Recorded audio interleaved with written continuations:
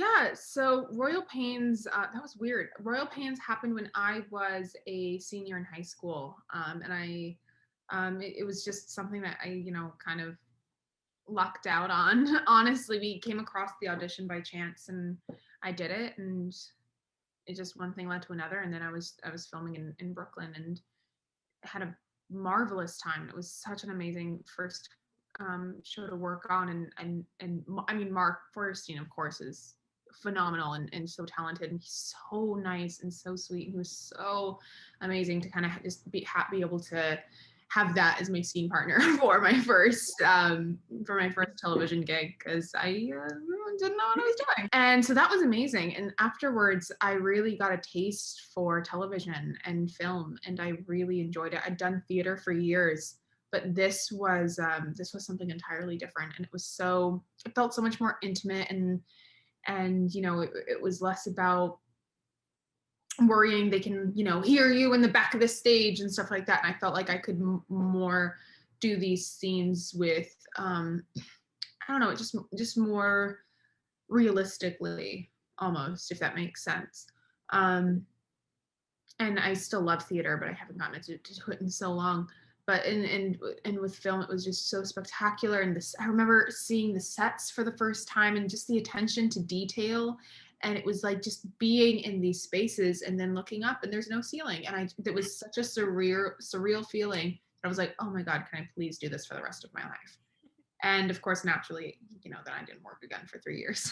But I got in touch with my agents, and I was just doing self tapes for years in my college dorm room in Maine. I was in my parents' basement in my ex-boyfriend's apartment. Like, I would just enlist the people in my life and steal their afternoons to do these self tapes. And I just kept, throwing stuff at the wall until something stuck. And it was getting to the point where I was not seeing a lot of results, and I was kind of like, maybe Royal Pains was just kind of a fluke. Like, I need to get more realistic. I'm about to go into my senior year of college, and I don't enjoy my major. I don't have a plan. I need to get really realistic.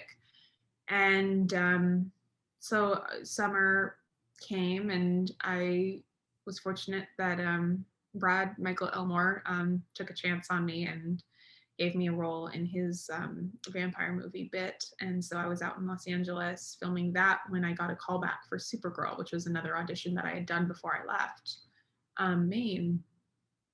And so I went in on my one day off from filming Bit, and I met with Sarah and Robert and Jessica, and I guess they also liked something that I did, because then they asked me if I wanted to play a superhero. And next thing I knew, I was in Vancouver filming this show with, again, no real acting training or television experience beyond having done one episode of TV 3 years ago. So it was very like, trying to do these heavy emotional scenes and trying to keep up with folks like David Harewood and Melissa and Jesse. And I'm doing all these scenes, and Tyler, and I'm doing all these scenes with these folks who are so talented and such heavy hitters. And I'm like, I'm just happy to be here. So it was really, really strange. And it was really like it was like a black and white to Technicolor moment. It just kind of felt like it was flat line, nothing. And then, and next thing I know, I'm on Supergirl. And so it was completely surreal. And sometimes I still don't quite know how it happened.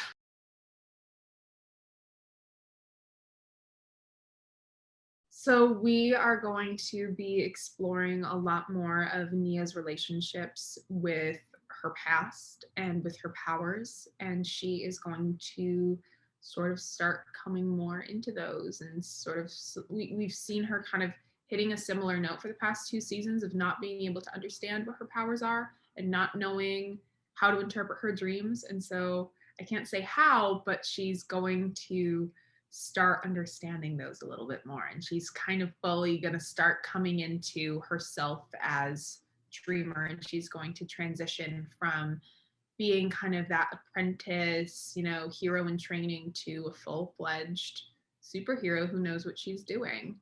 Um, and then, of course, along the way, we're going to have some really fun moments with Brainiac. And so we have some really fun stuff coming up.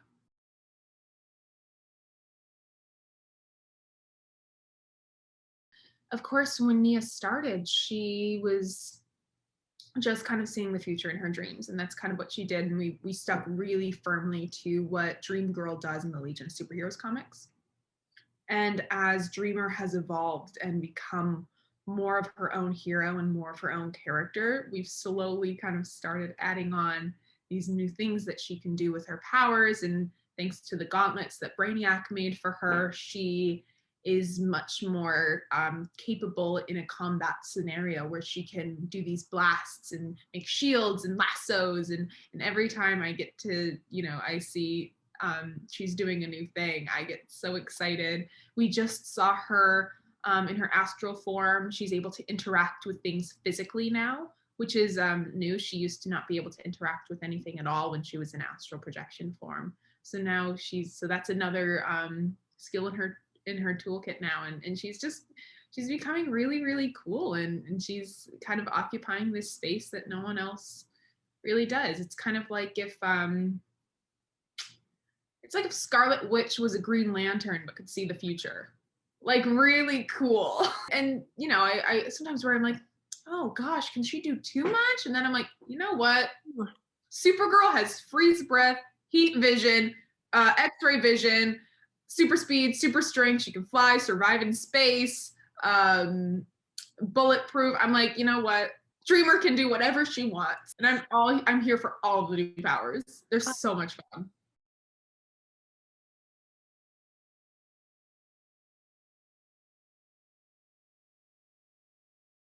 The writers have been really good at any time we bring up Nia's transness and her experience as a trans woman.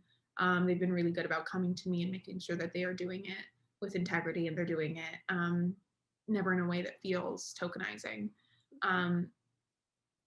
which I really appreciate. And I think one of the most rewarding parts is getting to see people see people in my community have a superhero like this. Really, I know she's not the first trans superhero ever, but she's the first trans superhero on television. And I think to some degree she is one of the first mainstream trans superheroes.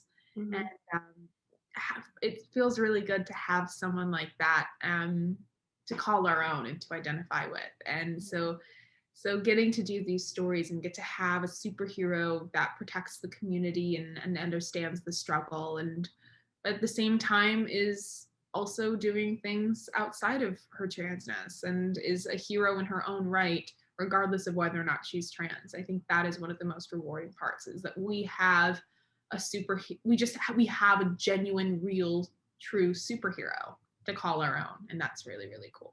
She has so much going on outside of her transness. And of course, her transness is fundamental to who she is and to her backstory as a superhero, with her sister and her mother and the powers being passed down from mother to daughter.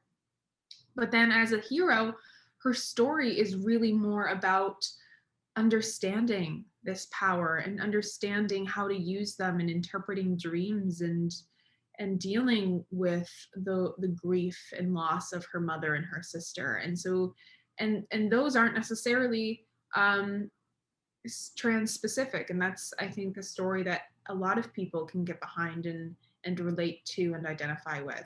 And that's something I really appreciate about her.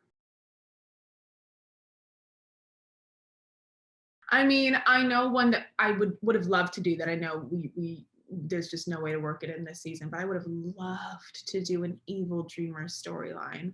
I would have loved to, because we got a little taste of that darkness in her last season during Reality Bites. So I really would have loved to do like a Red Kryptonite episode, but for Nia, and have her, just kind of occupy this. Because I think Nia as a super villain would be really cool. Everything that makes her awesome as a hero would make her so much cool. Like would make her so cool as a villain too, because she's this hero who is always fully self-aware of being a superhero and how cool it is. And Nia's totally a person who just grew up loving superheroes, and now she is one. and she's just like loving it. So I think Nia as a supervillain would bring that energy to like, ooh, I'm a supervillain. Yeah. And she would relish every moment and she'd just be really excited. She's like, oh my God, am I giving an evil villain monologue? Yes, I am. Everybody shut up and listen to me. Like, I think she'd bring that kind of same joy and excitement to being a super villain that she would to being a hero, while at the same time doing all this deliciously evil stuff. And I don't think Nia as a villain would be someone who's like, I'm doing it for the right. I think if Nia was ever a villain, it'd be fully like one of those villains is like, I know I'm evil. Yeah. What I'm doing is terrible, and I love it. So I would have loved to do an episode, and we could have called her like Night Terror or something cool like that, and could have given her like a cape, and it would have been really cool. I think now there's absolutely a push to have inclusive casting and authentic casting, but I think a lot of that also needs to come behind the camera too, and we need to, with casting diverse people and having and doing these storylines for them, we need to make sure that we have writers who are also part of those communities, and we need to have trans writers in the room. We need to have Black writers in the room. We need to have gay writers in the room. We need to have bisexual writers in the room. We need to have diversity in the writers' room, and it can't just be, you know, folks with privilege writing for marginalized groups. We need to have those marginalized groups given the opportunity to tell their stories authentically. And it's always great when the writers come to me and they ask, you know, hey, are we doing this right? I really appreciate that, and that doesn't need to stop. But there also I can't be the only trans person writing. You know, we can't, you know, we can't all just be, because I have a very limited experience. We all can only really speak on our own. So the more of us there are involved in the process, the better. And so and that's not specific to Supergirl. That's everybody. That's everybody needs to have a very diverse writers' room, because then you just have the opportunity to tell stories from a bunch of different perspectives, and everybody has these different experiences that we can draw on to, you know, tell stories that are interesting and have never been heard before. I think it means taking time to acknowledge or taking time to rest. I think it's very easy to get overwhelmed. I think it's very easy, for me especially, to say yes to stuff and to just, yes, I'll do this. Oh, totally, I'll do that. I'll do that. And the next thing I know, I'm juggling a million balls in the air. And I mean, even today, I was late to several interviews that I had before this, just because this week's been crazy, and I've been running at a million miles a minute, and I'm writing the comic, and I'm doing this, and I'm doing that, and I'm like, I totally spaced on another thing that I need to do. So it's like at a certain point, you keep saying yes to stuff, and the things you have already said yes to begin to suffer. Self-love is giving yourself an opportunity to stop. And I've really been trying to do that over weekends. I've been trying really hard to work as little as possible over weekends and just kind of recharge and give myself the space to come down from the craziness of the week before. And I think self-love is also learning to say no to things, and you don't have to do everything, and you can take a day to yourself. Yeah. And I think that's something we could all stand to do a little bit more, because I think, you know, it's really easy for us to all, like, you know, kind of be people pleasers, and you want to do everything, but at the same time, you know, you cannot, the cost cannot be your own well-being.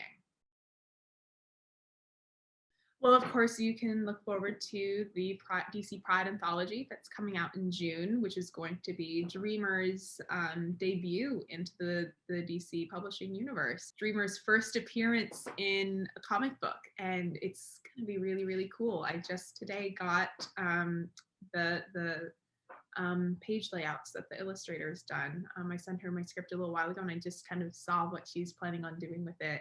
And I can say that it's looking amazing. And I think I'm really excited. It's so quintessentially Dreamer. And it's so just everything she is as a character and as a hero. It's got so many good quips, but at the same time, it's got that element of drama, and it hints to, her past as a character and who she is. And so it's kind of all encompassing, like who she is in this really, really cool story. I mean, I'm trying not to toot my own horn here a little bit, but I'm like, I've come up with a really cool story.